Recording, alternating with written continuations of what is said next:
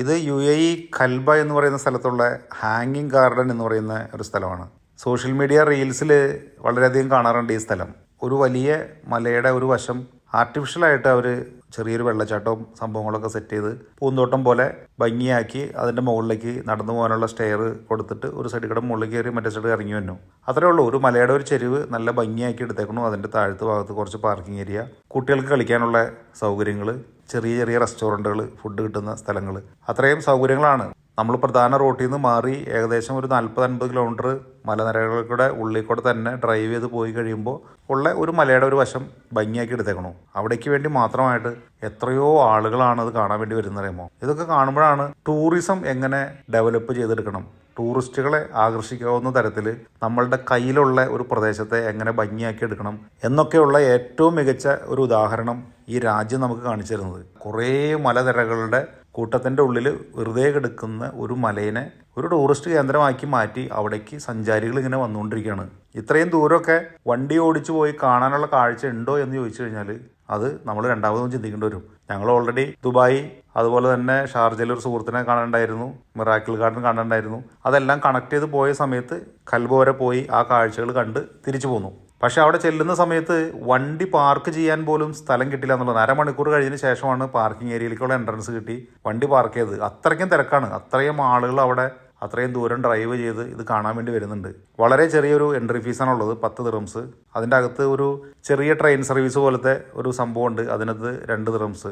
6 വയസ്സിൽ താഴെയുള്ള കുട്ടികൾക്ക് ഫ്രീ എൻട്രിയാണ്. വൈകുന്നേരം സൺലൈറ്റ് പോകുന്നതിന് മുമ്പ് നമ്മൾ അവിടെ ചെന്ന് സൺലൈറ്റ് പോയി ലൈറ്റ് ഇട്ട് നൈറ്റ് വ്യൂ കൂടി കണ്ടിട്ട് പോരാവുന്ന രീതിയിൽ പ്ലാൻ ചെയ്ത് പോകണം അങ്ങോട്ട് പോകുമ്പോൾ. അതാണ് പ്രത്യേകമായിട്ട് ശ്രദ്ധിക്കേണ്ട കാര്യം.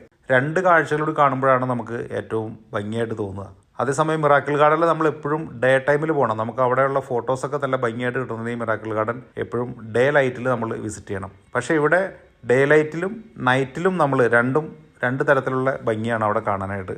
അതുകൊണ്ട് ഈ സ്ഥലം സന്ദർശിക്കാൻ പോകുന്ന ആളുകൾ വൈകുന്നേരം ഒരു 5 മണിക്ക് അവിടെ ചെന്നിട്ട് അവിടെ 1-2 മണിക്കൂർ സ്പെൻഡ് ചെയ്ത് വൈകുന്നേരം 7 മണിക്ക് അവിടെ നിന്ന് തിരിച്ചു പോരാവുന്ന രീതിയിൽ പ്ലാൻ ചെയ്ത് കഴിഞ്ഞാൽ മനോഹരമായിട്ടുള്ളൊരു ഡ്രൈവാണ്. നമ്മൾ സിറ്റിയിൽ നിന്ന് ഏകദേശം ഒരു 40-50 കിലോമീറ്റർ മലനിരയുടെ ഉള്ളിൽ കൂടെ തന്നെ ഡ്രൈവ് ചെയ്യാനുണ്ട്. അത്രയും ദൂരം ഡേ ടൈമിൽ നമുക്ക് ആ മലയും അവിടുത്തെ കാഴ്ചകളൊക്കെ കണ്ട് രസകരമായിട്ട് ഡ്രൈവ് ചെയ്ത് അങ്ങോട്ട് പോവാം. അവിടെ ചെന്ന് കുറച്ച് സമയം സ്പെൻഡ് ചെയ്തിട്ട് UAEയിലെ ഇപ്പോൾ ഏറ്റവും പോപ്പുലറായിട്ട് അറിയപ്പെടുന്ന ഒരു ഡെസ്റ്റിനേഷൻ സന്ദർശിച്ച് നമുക്ക് തിരിച്ച് പോരുകയും ചെയ്യാം. ഇതൊക്കെ കാണുമ്പോൾ മനസ്സിൽ ഏറെ ചിന്തിക്കുന്ന വളരെ പ്രധാനപ്പെട്ട ഒരു കാര്യം, ഇതിനേക്കാളൊക്കെ എത്രയേറെ മനോഹരമായിട്ടുള്ള എത്രയെത്ര ഭൂപ്രദേശങ്ങൾ നമ്മുടെ നാട്ടിലുണ്ട്.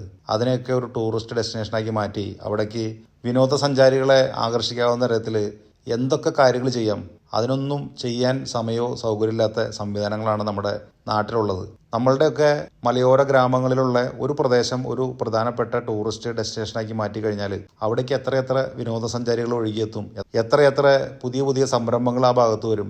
ആളുകൾക്ക് ജോലിയും വരുമാനം കിട്ടാവുന്ന തരത്തിലുള്ള എന്തെല്ലാം സംവിധാനങ്ങൾ ഉണ്ടാവും. പക്ഷേ നമ്മളുടെ നാട്ടിലുള്ള ആളുകൾക്ക് അതിനെക്കുറിച്ച് ചിന്തിക്കാനുള്ള സമയമൊന്നുമില്ല.